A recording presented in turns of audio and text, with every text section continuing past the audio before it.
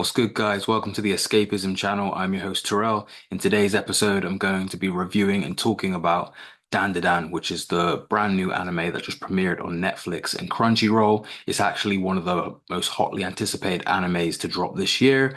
And yeah, let me get straight into it. The first thing I'm gonna say, actually, is after watching this first episode, I regret missing out on the Dandadan First Encounter movie that released in cinemas back on September 13th.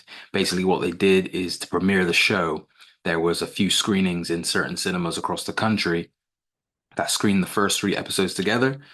I was going to go see that, but then I had to weigh up between that and watching The Substance pre-release, and I really want to see The Substance as well. Couldn't really do both because I was quite tired on that day, so I went for The Substance. Loved The Substance, by the way, but having watched this first episode, one, I'm desperate to see more, so I wish I could have seen episode two and three back to back.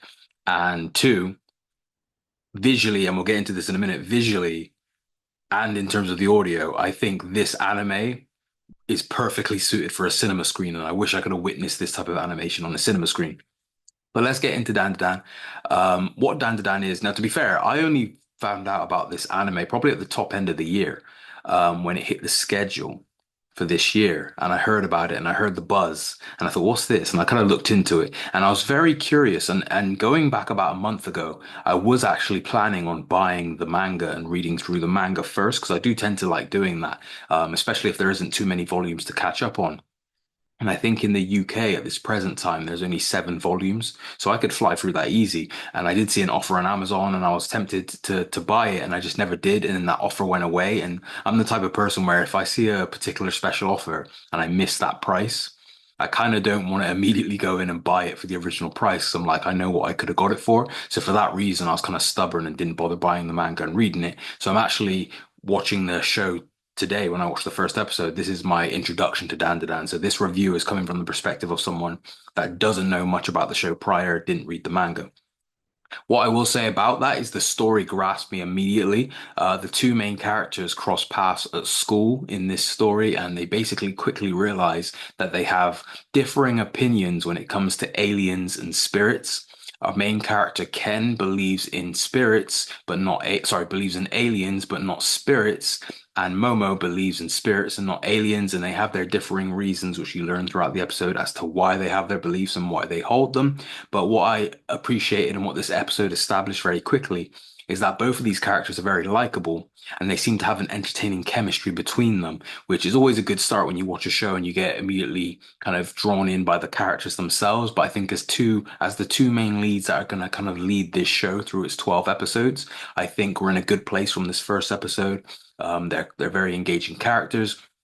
The story then proceeds to place both characters in a situation where they're facing the element that they don't believe in, and they essentially encounter what they don't believe in, and that's where the story kind of takes off. So you have Ken in a situation where he encounters a ghost, and you have Momo in a situation where she encounters some aliens, and the show takes off from there. And I thought it was a very impressive setup that worked really well. The main draw or the main praiseworthy thing about this anime is the animation, which is extremely impressive.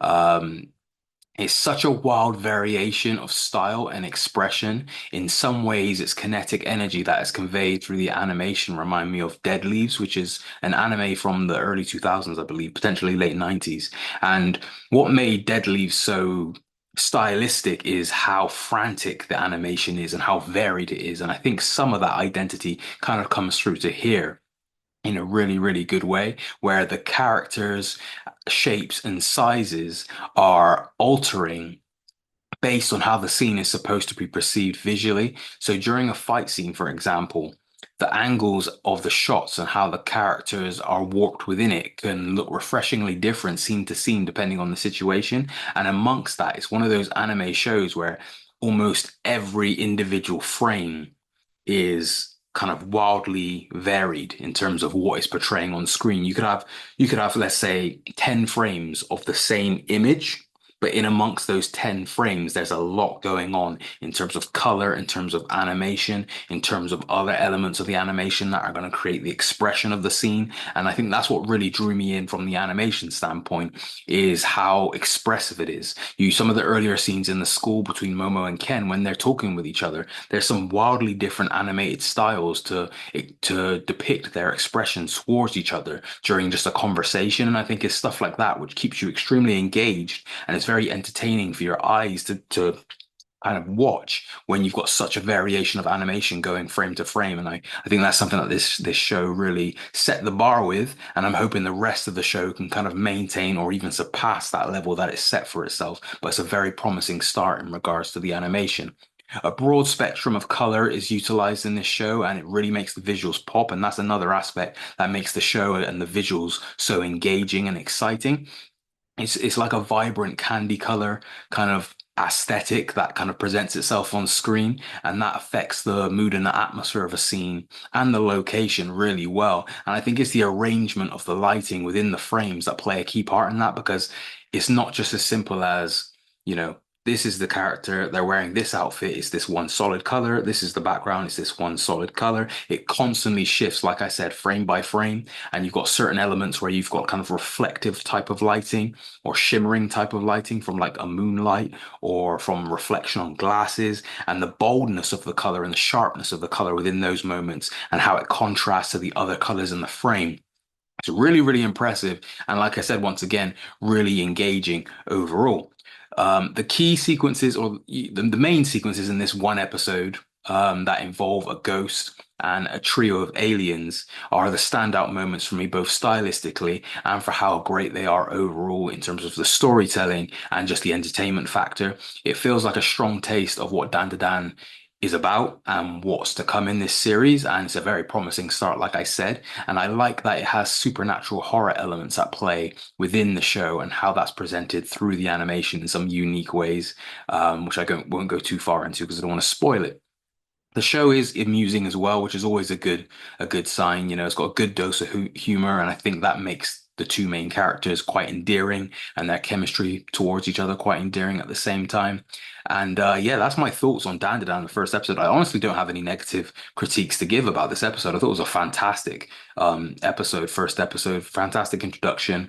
This is a very hyped up anime. It could have easily, fell short because the expectations from many are so high. But I thought the first episode of Dandadan was incredible. I'm tempted to pick up the manga now even more, but part of me actually wants to maybe just wait this out and just do a complete anime only run with this and then read the manga after this season ends and catch up on it. But yeah, I had a great time with this, and I'm looking forward to watching the new episodes each week. I think there's a lot of promise with this one, and it could easily end up being one of the best anime shows of the year.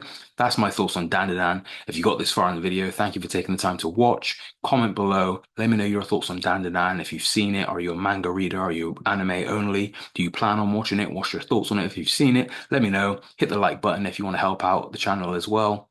And if you're new here and you enjoyed this video, subscribe, hit the notification bell so you don't miss any future episodes, and I'll speak to you guys in the next video. Take care.